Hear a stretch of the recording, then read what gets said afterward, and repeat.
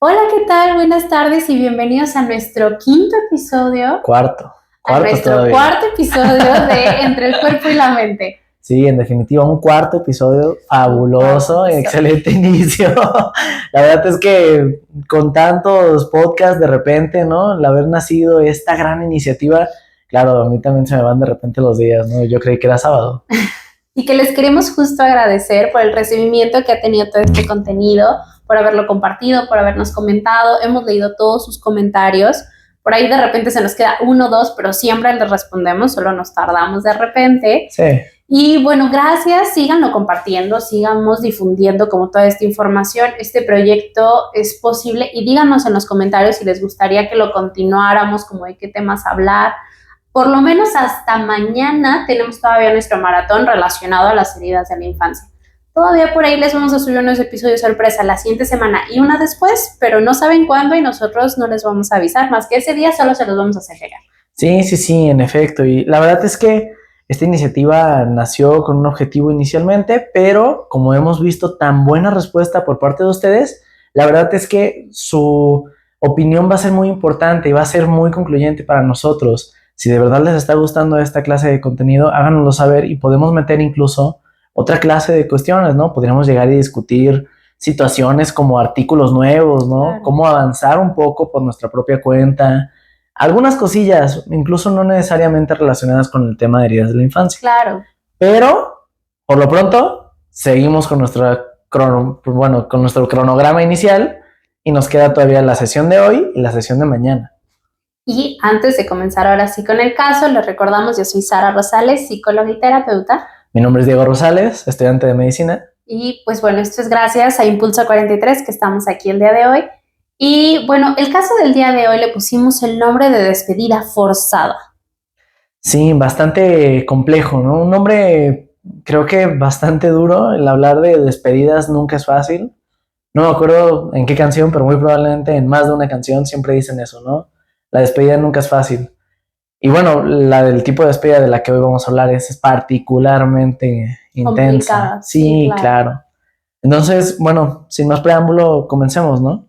El título, de hecho, dentro del artículo era algo así como el dolor después del tiempo o algo por el estilo, ¿no? Entonces, comenzando un poco, nos va a hablar acerca de Matthew. Antes que nada, recordemos que, bueno, yo estoy leyendo todo el tiempo el caso, entonces es por eso que utilizo el celular, pero cuando discutimos las cosas regularmente ya lo dejo un poquito de lado y demás, ¿no? Claro. Ahora sí, bueno, el caso se trata de un niño de 4 años llamado Matthew, que su madre, cuya madre es diagnosticada con cáncer de mama. La unidad nuclear de Matthew era sus dos padres, que son Paula, su madre, la cual tiene el cáncer de mama, y su padre, que se llama Javier. Adicionalmente, él tiene un hermano 4 años más grande que él, que se llama Chris. Bueno, Paula empezó a trabajar, o más bien trabajaba antes de que los niños nacieran, pero una vez que nace, Paula se dedica por completo como una madre de tiempo completo y se enfoca mucho en cuidar a los hijos. De hecho, menciona el artículo de que las divisiones de labores eran bastante tradicionales en esta familia, al grado de que Paula se enfocaba en la educación o en el cuidado de los niños y Javier se enfocaba más bien en el trabajo y en la parte como de los castigos y de las correcciones, ¿no? No es bueno. Siguiendo un poco con ese aspecto, menciona que cuando Paula o sea, ella también era como el mediador dentro de todo este aspecto, ¿no? Siguiendo, menciona que la familia le fascina el béisbol, le fascina, los dos niños practican béisbol y es como esa actividad que los une con gran pasión. Todos ellos les fascina el hecho de estar yendo a partidos, jugarlo, etcétera. Y es aparentemente una familia tradicional y feliz, la verdad. Digo, dentro de lo que menciona es así como una familia ideal. Yo quisiera tener una familia cuando crezca de ese tipo. Pero siguiendo un poco, dice que 2 años después de cuando él tenía 6 años, digo de 4 años, cuando tenía 6 años, su madre vuelve a tener cáncer, pero esta vez es particularmente agresivo. En este caso, bueno, cuando habían tenido el primer afrontamiento contra el cáncer de la madre, habían estado yendo con grupos de apoyo. Y en este caso, cuando regresa, Matthew le dice a sus padres que si no quieren reiniciar ese tratamiento, si no les gustaría volver a los grupos de apoyo. Por lo que Matthew vuelve a participar en todas estas sesiones grupales, ayuda a otros niños con otras actividades y tiene como mucha interacción con otras personas dentro de otros grupos que pudieran estar pasando por lo mismo. A la edad de 6 años, Matthew era bastante feliz, sociable y tenía un desarrollo académico y mental bastante apropiado para su edad. Paula y Matthew tenían una unión muy particular. De hecho, menciona el artículo de que todos ellos dos en específico eran como muy unidos y especialmente la madre tenía como un afecto especial hacia él, ¿no? Lo que después dice es que cuando Matthew se entera de la enfermedad de Paula, o cuando le dicen ya a la edad de 6 años, él jamás pensó que ella podría morir. Dice, de hecho, él creía, o a lo que él había creído, por el cáncer que tuvo su madre a los 4 años, que en realidad solamente estaba enferma y que en algún momento se iba a poner bien y que la vida iba a volver a la normalidad. Hasta aquí yo creo que ya empezamos a ver muchas cuestiones, ¿no? La verdad es que es un tema bastante complejo, el tema del cáncer, el que esté remitiendo y no y demás. El cáncer creo que por sí solo causa incertidumbre, pero creo que podemos notar en este niño ya incluso algunas conductas, ¿no? Como esta parte de que él mismo dijera, hay que volver a un grupo.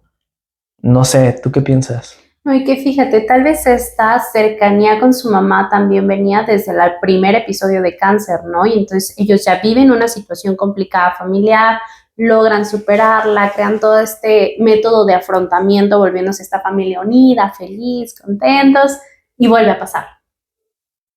Y entonces yo me imagino, y digo, claro, estamos suponiendo, ¿no? Pero podría ser que a lo largo del tiempo, después de este episodio, ellos justo generaran esta dinámica porque ya sobrevivieron a un episodio complicado, ¿no? Claro. Y entonces, claro, ahora lo vuelven a vivir y Matthew dice, a ver, ya lo sobrevivimos así.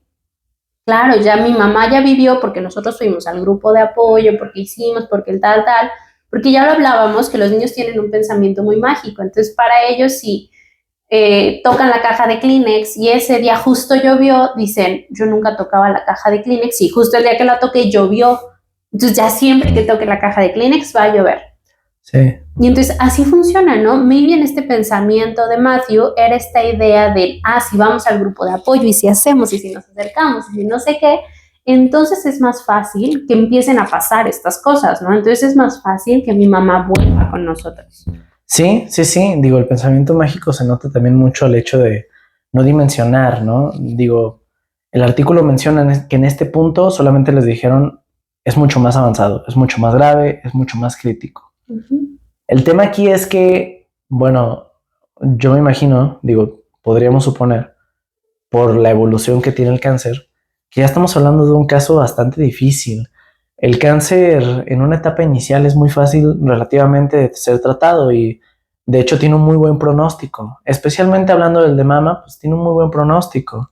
En muchos casos puede ser con cirugía, que con una ayudadita estética todo parece como si no hubiera pasado absolutamente nada, ¿no? El problema es que cuando ya te dice que la mamá estaba ya grave o que ya tenía un estado un poco más grave, tú puedes llegar a suponer de que tal vez estaba ya en ese punto en donde el cáncer se disemina, el cáncer ya alcanza otros lados, el cáncer ya empieza a llegar a sitios en donde pues empeora el pronóstico, ¿no? Entonces es la parte que no podría estar dimensionando adecuadamente Matthew. No, y que a ver, pensemos como el niño, imagínate ver ya el nivel en el que tu mamá está en ese punto, ¿no? O sea, ¿cómo debe ser para un niño ver esta situación? Y que claro que uno de los mecanismos de defensa principales en la infancia es la negación. Claro. Yo niego mi realidad, me fugo a mi fantasía y se acabó. Entonces, claro que para ver esta situación sumamente dolorosa, te fugas. Sí. Entonces es una fuga completamente ilusoria, ¿no? Me voy a esta idea y todo va a salir bien y mira, y solo estás como si solo estuviera enferma de gripe, ¿no? En el artículo lo mencionan como si él lo viera como, pues solo tiene gripa, se va a sanar. Bajo este mismo concepto, ¿no? Maybe él la ve tan mal que entonces en esta disociación de la realidad, que los niños la tienen súper presente, entonces es esta idea de que las cosas van a seguir muy bien. Fíjate que en el caso de Matthew, me parece que incluso muestra varios puntos de lo que hemos hablado. Me parece que muestra el hecho de que cómo es que Matthew no llevaba una vida particularmente agresiva, en donde sufriera violencia todos los días, pero bueno, el trauma está a la vuelta de la mano, ¿no? O sea, creo que parte de incluso la entidad humana es afrontar la vida. Entonces, nadie está exento de en algún momento sufrir un trauma. Creo que eso lo resalta. Pero también me parece muy interesante el hecho de que, a pesar de que sí pareciera que lo niega, como que inconscientemente no, porque él es el que sugiere al final de cuentas ir al grupo de apoyo. Sí, sí, y que entonces, quién sabe, un niño afronta estos eventos tan dolorosos de maneras tan diversas que volvemos bueno, y que me imagino que más adelante en el artículo lo veremos, ¿no? Pero sería importante ver cómo el sistema de salud lo apoyó o cómo el padre tal vez daba información o cómo la madre incluso pudo haber tenido algún papel dentro de esto, que si no se menciona tal vez ni al papá ni a la mamá, tal vez su papel ni siquiera fue relevante porque estaban viviendo un momento tan doloroso que se nos olvidan los niños. Sí. Y que entonces hay muchísimos niños que viven eventos traumáticos justo porque se nos olvida explicarles qué está pasando, se nos olvida que ellos también sufren. Y entonces estamos en un funeral, estamos en una enfermedad, estamos en un evento natural catastrófico y se nos olvida decirles ay, vamos a estar bien o hey, estás acompañado, no estás solo. Porque aunque para nosotros es tan lógico, para ellos no lo es. No, claro, claro, no. Y de hecho, pues también es el hecho de considerar el hecho, o más bien el aceptar nosotros la realidad de que no podemos solos, de que en la mayoría de los casos necesitamos ayuda. Es un hecho traumático, es un hecho doloroso. Creemos a veces como personas que somos superhéroes, ¿no? Creemos que podemos con todo y entramos un poco en los estereotipos sociales de, pues afróntatelo tú solito, ¿no? Y pues la realidad es que no es así, ¿no? Ya lo veremos un poco más en el caso, pero sí habla un poco acerca de este desarrollo que tiene. Okay. Mira, vamos siguiendo. Dice que cuando Matthew se empezaba a acercar a su octavo cumpleaños, Paula se volvió realmente crítica en su enfermedad y entró entonces en una casa hospicio, que supongo que es algo así como un hospital dentro de la dinámica estadounidense. Dice, en este punto, los trabajadores sociales conocen a Paula y a Javier y les ayudan a decirle a Matthew y a Chris. De tal forma que con un poco de la ayuda acceden a ser abiertos y a explicarles bien la situación. Así es como les dicen a los niños, los doctores de mamá están haciendo todo lo posible para ayudarla a luchar. Y mamá está haciendo todo lo posible para luchar con su cáncer. Ella está tomando su medicina, ella está descansando, ella está yendo al grupo de apoyo. Pero el cáncer aún así está creciendo. Y esto quiere decir que la mamá muy probablemente podría morir. Cuando todo esto empezó a pasar, inicialmente pues parecía que, incluso menciona que Paula le dijo al trabajador social de que se sentía muy bien con el hecho de que Matthew en este punto decidió empezar a ser como más constante con las sesiones grupales y demás. Y se sentía como que un tanto orgulloso, o al menos algo así parece que lo expresa. El problema es que, bueno, un poquito más adelante le dicen a Matthew de que, bueno, ¿sabes qué? De hecho dice, una noche antes de que le dijeran, una noche antes de que la madre muriera, Matthew se sentó con ella en el hospital y le leyó su cuento favorito. Y dice que a pesar de que ella estaba en un estado muy crítico, en donde ya pues parecía que tenía una pérdida de la conciencia, las respiraciones eran lentas y demás, dice que él esperaba ver alguna reacción de ella, ¿no? Que ahí la expectativa debe de jugar un tema bien grueso en él. Pero justamente con el pensamiento un poco mágico. Sí, 100%, ¿no? O sea, digo, para nosotros es obvio, la vemos tan grave y lo primero que hace una persona cuando ve a alguien así de grave es llorar.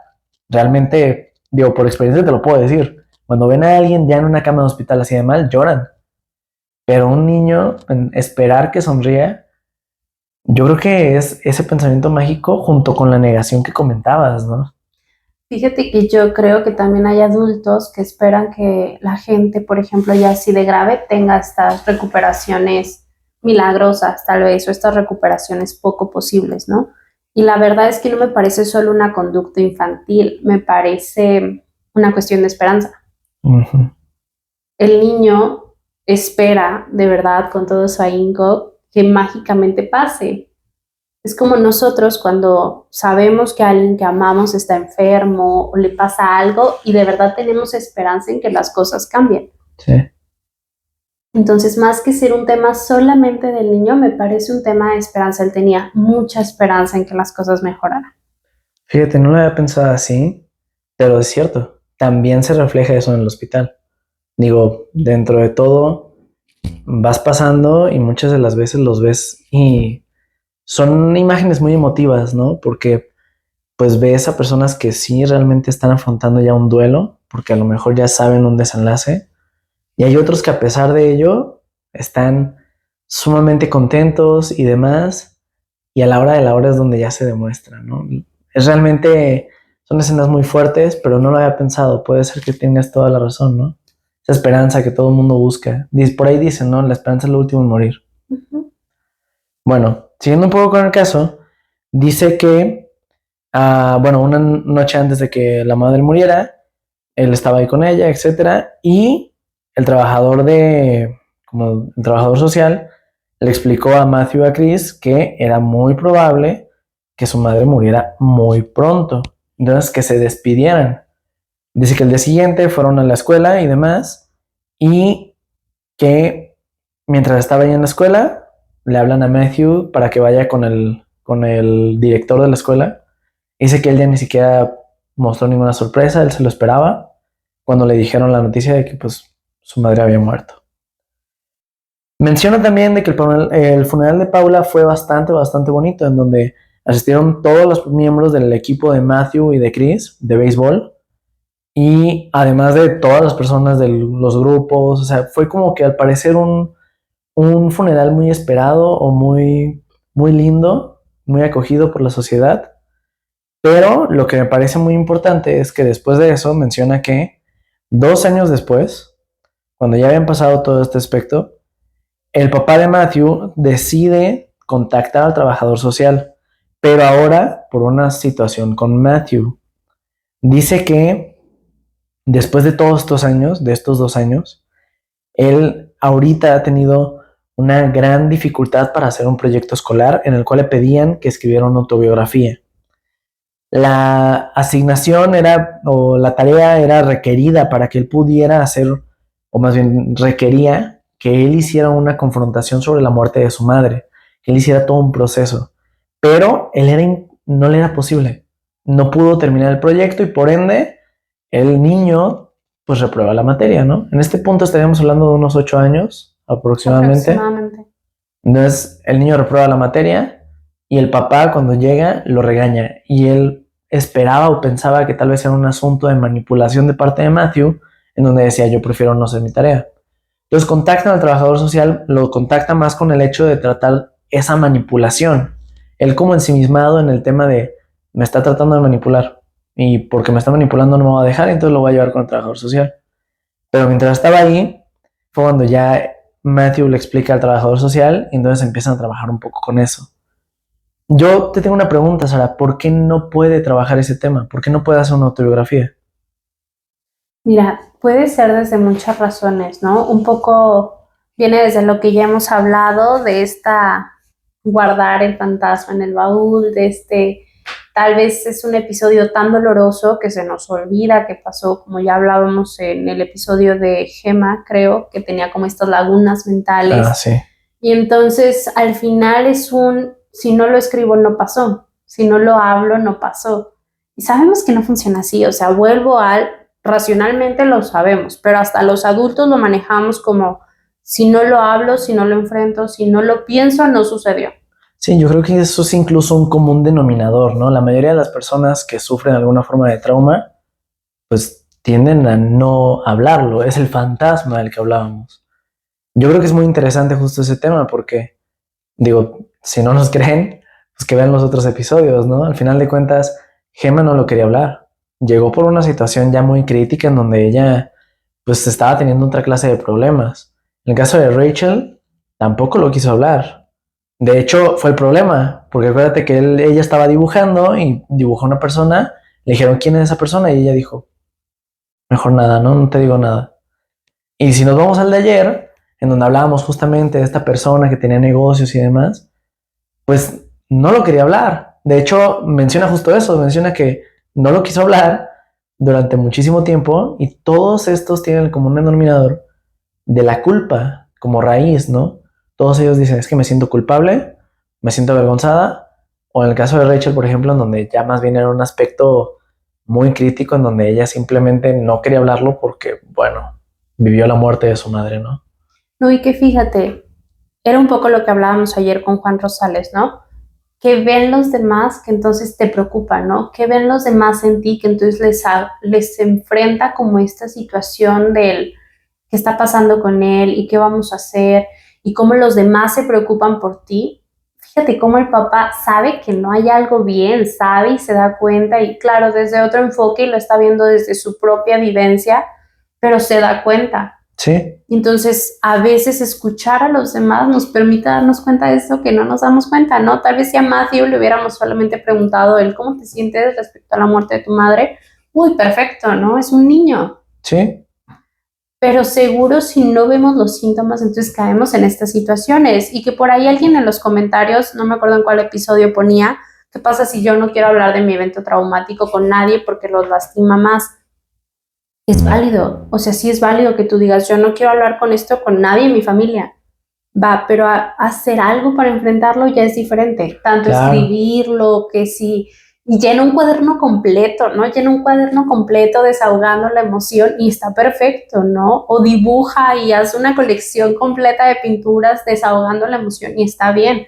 Pero el tema está en cuando la guardan, como estos niños. Sí. A ver, veamos estos niños a futuro, ¿no? Como en esta película de Mi encuentro conmigo. Sí, Mi encuentro conmigo se llama. Entonces ya ves que hay una escena justo del niño llorando y el papá diciéndole, cállate, no sé Claro, qué, claro, y hasta la mamá tiene cáncer y vemos que él a futuro es este adulto que no habla, no dice, se burla de las emociones de los demás y que digo, nosotros recomendamos muchísimo esta película Sí, justo por buenísima. eso, porque vemos cómo tal vez hubiera sido Matthew en el futuro. Sí, en definitiva, ¿no? Digo, estamos hablando justamente de, para quien no la haya visto, es una película sumamente interesante, pero hablamos justamente cómo es de que esta persona tiene un evento traumático porque acerca la muerte de su madre y literal por una pequeña pelea que tuvo en la escuela que relativamente es común en un niño, que de hecho pareciera que está incluso un poco propiciada por todo el aspecto que está viviendo. A pesar de eso llega y su padre le grita, ¿no? Le dice que la quieres matar, la vas a matar, se nos va a ir y demás. Y fíjate, tiene una escena muy característica, no me voy a meter más para no hacer un spoiler, pero justamente el niño le dice, ¿no? Le pregunta, ¿si la matamos? Le dice, no, tú no la mataste. Es una película muy fuerte, llena de emociones. En definitiva, véanla. Sí, y que justo ahí está, no necesitas hablarlo con tu hermano, ¿no? No necesitas hablarlo con tu papá, necesitas hablarlo contigo, pues, Sí. y entenderlo tú, porque si los demás no lo entienden, pues ya es tema de los demás, pero si tú no lo manejas, entonces se vive esta constante de, entonces, ¿qué pasó ahí? Sí. Y que lo vemos desde el adulto, ¿no? Desde el adulto yo digo, a ver, no, claro, se murió porque tenía cáncer, no se murió por esto, a ver, no, claro, este episodio es doloroso, pero lo tengo que enfrentar. Sí, claro, si hoy pasa algo doloroso, inmediatamente el adulto dice, voy a solucionar, si es que no hay algún tema por ahí con la situación de la solución de los problemas, ¿no? Pero si hablamos de un tema que pasó hace mucho tiempo, en la infancia, en la adolescencia incluso, tenemos que pensar en cómo se hubiera solucionado y que hubiéramos necesitado escuchar desde esa edad que nos pasó, no desde hoy que yo tengo 26, 21 años, ¿no? Claro. No, y bueno, recordemos que la función primitiva del cerebro termina siendo la adaptación, ¿no? O sea, el cerebro quiere sobrevivir. Cuando el medio es controversial, se adapta. Entonces, bajo este principio y fundamento, un problema que dejas evolucionar se vuelve tu adaptación. Digo, se nota muy claro, de hecho, en la película, porque lo notamos, cómo es que él tiene una mala relación con su padre, cómo, fíjate, tiene un tic, y es un tic bastante marcado, y si nos metemos en ese tema, nos damos cuenta de que de hecho los estudios te dicen que es gracias a la amígdala. O sea, una persona que tiene un tic nervioso es por una activación de la amígdala en donde el músculo más susceptible termina siendo el de los ojos. Entonces, toda esta clase de cosas son cosas que se cultivan con el tiempo inmediatamente a lo mejor el niño no tiene el tic, o a lo mejor sí. Digo, en este caso de la película, sí es lo primero que desarrolla, me parece, algo así. Sí. Pero no necesariamente es así. Es algo que puede irse desarrollando con el tiempo. Puede irse cociendo y cociendo y cociendo. El cerebro va a hacer respuestas adaptativas, adaptativas y adaptativas, porque el cerebro se siente amenazado, pues, o sea, hablando de una forma burda, ¿no? Pero es cierto, o sea, es una respuesta para sobrevivir. Sí, que digo, yo ya entrando un poco en este tema de las conclusiones, ahí es donde entra el cómo nos ajustamos a nuestro método de vivencia, ¿no? El evento traumático va a generar un ajuste, sí o sí. No puedes seguir con tu vida igual, exactamente igual después de un evento traumático, Claro, porque hay un dolor tal que entonces todo se tiene que mover, ¿no? Se mueve el sistema familiar, se mueve el sistema individual, se mueve el sistema comunitario, se mueve todo tanto como yo me relaciono, y entonces los síntomas no solamente van a una expresión del síntoma, o sea, el síntoma va a, fíjate qué situaciones te están causando cualquier conflicto claro. y revisa si esto no viene de algo del pasado. Fíjate, es muy interesante porque la nueva corriente justamente en medicina es los estudios basados en experiencias traumáticas en la infancia. Digo, para quienes pudieran ser incluso un poco escépticos con el tema, pues se los explicamos fácil, ¿no? La medicina ahorita su enfoque está yendo directamente hacia ese lado. Y justamente, digo, dentro de estas conclusiones, yo lo que aportaría sería ese aspecto de que el verdadero tratamiento que puede tener una persona que sufrió un trauma es psicología. Ya lo habíamos explicado en el video un poco, pero la psicología funciona como un medicamento. Literal, va a un sitio y funciona en el sitio. Y al final de cuentas, en el video yo les explico que este sitio, que es la corteza medial prefrontal, es algo así como si se tratara de un guardián que protege a la fiera y está todo el tiempo apaciguándola. Cuando el guardián no funciona, la fiera se activa. ¿Qué es lo que necesitamos? No necesitamos apagar a la fiera. La fiera es imprescindible. Te ayuda a sobrevivir en muchas situaciones. Lo que necesitamos es ayudar al guardián a activarse. ¿Y cómo lo hacemos? Única y sencillamente con terapia. Claro. Digo, los medicamentos ayudan mucho, ¿no? Hay situaciones que son difíciles de sobrellevar para hablarlas directamente. Pero no todos los casos requieren medicación, pero sí todos los casos requieren terapia. Sí, sí es esta mancuerna, ¿no? De la que hemos hablado desde el primer episodio, combinación entre uno tiene que fijarse en el otro y el otro tiene que fijarse en uno para que tengamos un buen conjunto de emociones y de tratamientos para poder generar todos estos cambios que estamos hablando. Claro, claro, claro, en definitiva. Y bueno, gracias por acompañarnos en el episodio del día de hoy. Nos volvemos a ver mañana en nuestro último episodio de este maratón. Vamos a tener un tema también diferente por ahí, pero como siempre relacionado a esto de las heridas del pasado. No se olviden que hoy tenemos también la última conferencia con Juan Rosales, entonces no se la pierdan. Nos vemos por allá en la noche y así como nos vimos el día de ayer un ratito antes de la transmisión en vivo con Juan y pues bueno, que estén muy bien, que tengan muy buen día. Vamos a subirlo en el día, entonces que tengan muy buen día y nos vemos mañana. Sí, es correcto. Que les vaya muy bien. Hasta luego.